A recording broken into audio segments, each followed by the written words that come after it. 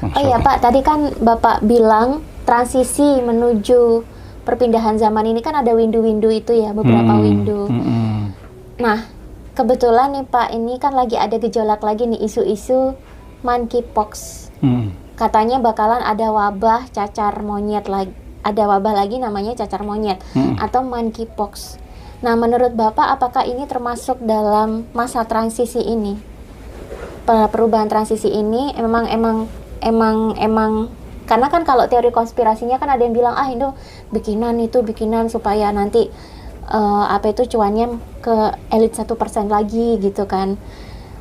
Gimana Bapak memandang ini, terus menurut Bapak itu kita sama isu ini tuh harus gimana? Haruskah kita takut seperti corona dulu ataukah kita ya udahlah bodo amat dah?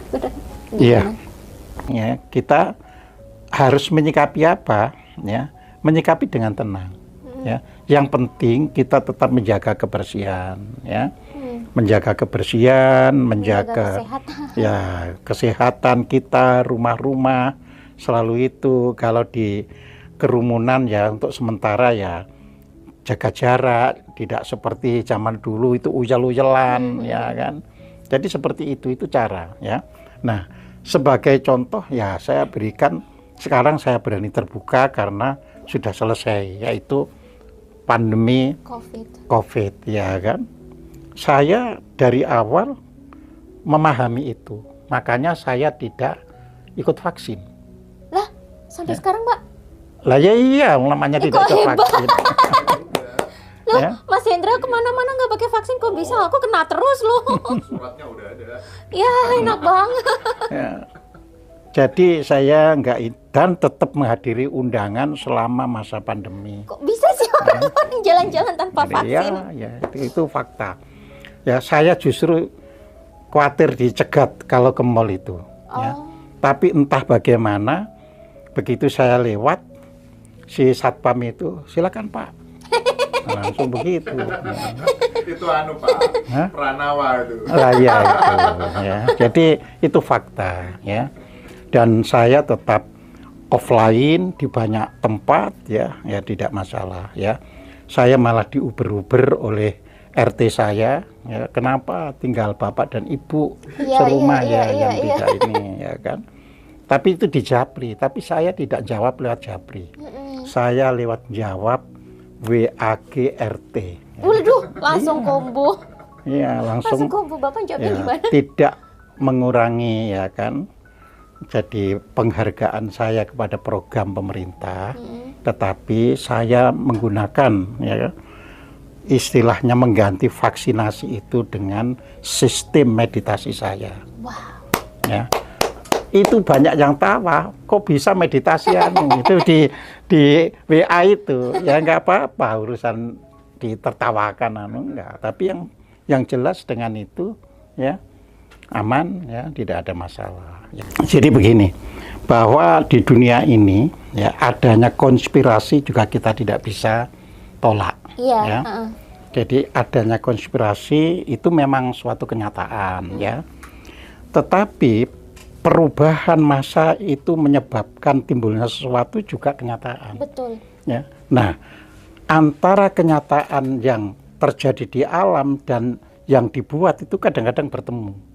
Nah, tentu kalau bertemu ya hebat, ya, karena kan terjadi satu pertemuan yang menghasilkan kekuatan yang tidak sama 1 ditambah 1 menjadi 2 tapi bisa menjadi 10, ya karena bertemu. Nah, apakah itu cacar monyet atau apa? Ya memang di alam sendiri itu tumbuh, ya,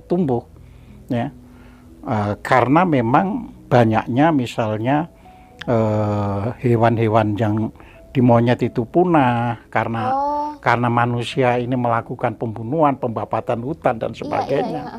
Ya. Terus karena tidak ada inang atau hostnya, ya, sehingga dia pindah ke orang. Ya, contoh ya. Jadi seperti kita kan pernah mengenal meledaknya HIV, ya. Iya, betul. HIV, ya. Padahal penyebab HIV itu sendiri sudah tahun sebelum meledak itu sudah ada di monyet-monyet di Afrika itu, ya. Tapi tidak menyebabkan penularan ke manusia. Iya, tidak menyebabkan penularan ke manusia dan juga tidak menjadi penyakit pada manusia, ya. Nah, karena terus kondisi ya hewan itu sendiri terganggu, ya mau tidak mau, ya. Ini makhluk hidup loh ya, meskipun sekedar virus itu makhluk hidup ya. Jadi dia butuh inang untuk berkembang biakan ya. Nah, ketika kondisi yang di alam ini diganggu, terus ada orang yang bisa memanfaatkan untuk misalnya menaklukkan yang lain, ya bisa saja. Tetapi perlu diketahui juga, apa yang disebut konspirasi itu tidak berarti membunuh manusia. Ya, tidak berarti. Karena kalau dia berkonspirasi membunuh manusia, dia menjadi sengsara. Karena kan orang-orang kaya itu kan tetap ingin bisa menikmati segala sesuatunya karena yang ngerjakan orang-orang bawah itu. Lah kalau dibunuh kan nggak bisa. Ya dia sengsara ya. Makanya pernah saya sampaikan, kemungkinan ya Indonesia ini dibuat perang seperti di Timur Tengah itu kecil ya. Buat bangsa Indonesia, karena ini sekarang itu didengar oleh seluruh orang Indonesia, kita harus belajar ya menciptakan kondisi diri kita sendiri, yaitu pikiran tenang ya. Kita tidak gampang emosi ya, kita tidak mudah merendahkan orang atau mengatakan orang lain itu keliru atau salah gitu kan. Kita tidak perlu gitu ya. Kita sadar bahwa ya manusia ada benarnya, ada salahnya ya kan. Setiap orang ada itu ya kan. Ya sama kan seperti saya tidak mengatakan apa yang saya kerjakan semuanya benar, ada kesalahan. Salah, kalau kita itu sadar, nanti senyum sendiri. Iya, aku tadi kok melakukan ini ya, sebenarnya itu salah. Mudah-mudahan nggak ditangkap salah oleh orang lain. Nah, kita seperti itu, Mbak. Ya. Jadi itulah jadi cara menghadapi pikiran kita itu tenang. Dan untuk tenang ya memang mau tidak mau itu harus menjalankan meditasi atau semedi ya, apapun caranya terserah guru Anda itu mendidik. Saya tidak punya otoritas untuk itu salah yang diajarkan guru Anda itu, saya tidak punya otoritas itu. Ya walaupun mungkin saya melakukan meditasi dengan cara saya sendiri. Ya, jadi seperti itu ya. Nah, apa yang diajarkan oleh guru Anda terapkan ya dengan tenang. Nah, nanti kalau memang itu berhasil, kita tidak kagetan. Jadi orang itu tidak kagetan. Ya, tidak jadi ojo gumunan, ojo kagetan. Jadi seperti itu. Ya. Nah, memang orang itu takut, ya kan? Kalau sekarang ini kesadarannya itu masih dogmatik. Ya, jadi makanya bangsa Indonesia, para netizen ini mulai sekarang lepaskanlah dari dogma-dogma dan doktrin-doktrin. Jadi menjalankan agama bukan karena dogma atau doktrin, hanya karena kesadaran saja. Ya. Jadi jangan, wah aku kalau gini dosa, wah itu, nah jangan begitu. Jadi beribadah yang kalau di dalam Al-Quran itu beribadah dengan mukhlas. Mukhlas itu tidak ada pamrih apapun, termasuk supaya masuk surga, tidak ada ya, hanya betul-betul ya saya menjalankan agama saya, titik ya, nggak ada supaya nanti masuk surga tidak kecemplung neraka, supaya tidak ada itu ya. Jadi itu belajar seperti itu ya. Nah ini ya kan bisa langsung nanti di pikiran kita itu terbebas ya. Ya saya pun manusia mengalami proses begitu. Suatu hari ya, saya mencoba menghilangkan dogma, menghilangkan itu proses panjang. Memang tidak seperti membalik tangan begini saja, yaitu proses panjang ya. Nah, di dalam proses panjang itu suatu hari kok ada mercon ya, petasan yang keras sekali, saya tidak terkejut. Kalau normal orang kalau tidak tahu ada dual besar gitu itu terkejut. Oh berarti hasil dari meditasi itu fakta. Kan di situ itu gini, kalau seseorang meditasi itu berhasil, ya itu tidak perlu apa ini tahun ini berhasil itu apa tidak. Ketika ada sesuatu yang tidak membahayakan tapi mengagetkan, tidak kaget. Ya, ketika akan ada bahaya baru merasa. Ya, jadi seperti itu. Ya.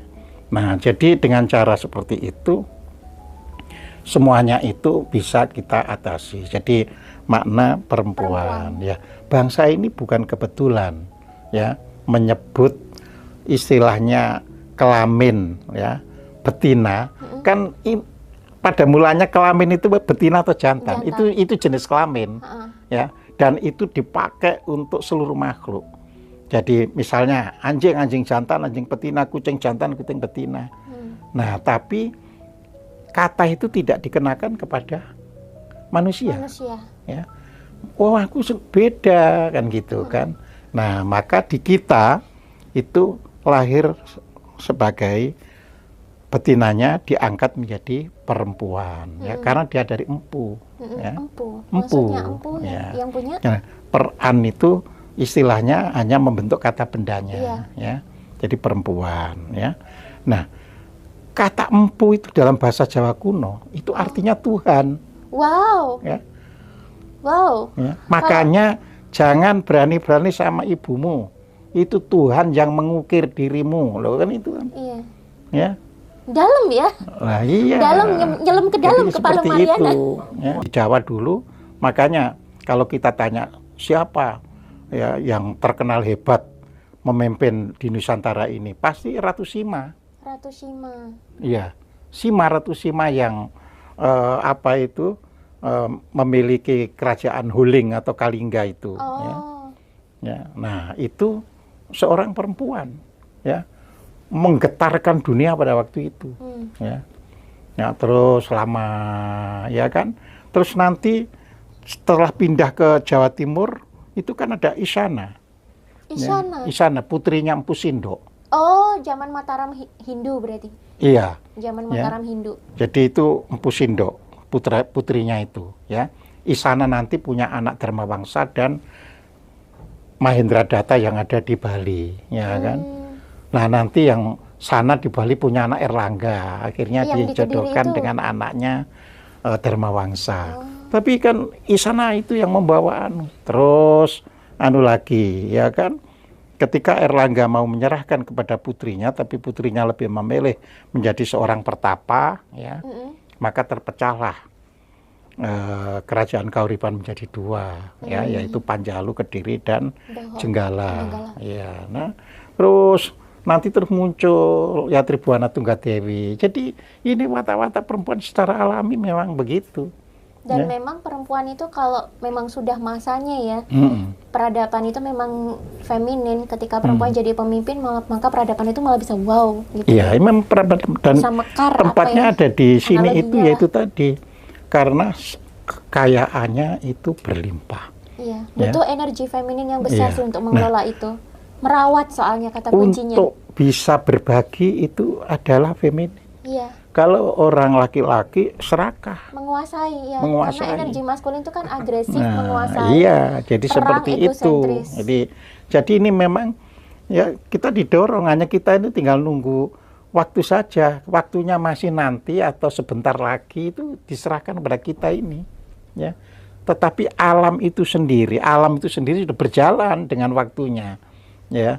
Jadi makanya saya tidak bisa mengatakan kapan munculnya itu, karena alam itu sendiri bekerja sesuai dengan waktunya. Ya alam, ya. Jadi misalnya kita sekarang kan nggak mau ya, yang jelas sampai hari ini itu belum ada yang namanya sancaya atau rukun secara alami, itu masih dipaksa ini harus ikut ini, malah ini dijegal ya, kayak pilkada Jakarta ini nggak boleh jadi, ya kan. Ini kan berarti belum alami istilahnya, masih politik sekali, ya kan. Tapi kita kan juga nggak tahu kan beberapa tahun lagi kondisi itu berubah atau tidak, kan kita nggak tahu, ya. Kalau toh tahu, kita juga nggak boleh mengatakan itu rahasia bagi orang yang dikarenai Tuhan tentang kondisi waktu. Ya, harus diam aja. Kita boleh menceritakan tanda-tanda, kita boleh itu, tetapi tidak boleh membuat kepastian. Nah itu ya, itu cegah memangnya. Berarti itu bisa jadi ya calon pemimpin perempuan ini sebenarnya dia udah lahir sekarang dan dia sedang berproses. Betul. Sehingga ketika sudah tiba waktunya ya udah dia tinggal menjalankan pemerintahan tinggal itu. jalan. Jadi seperti itu.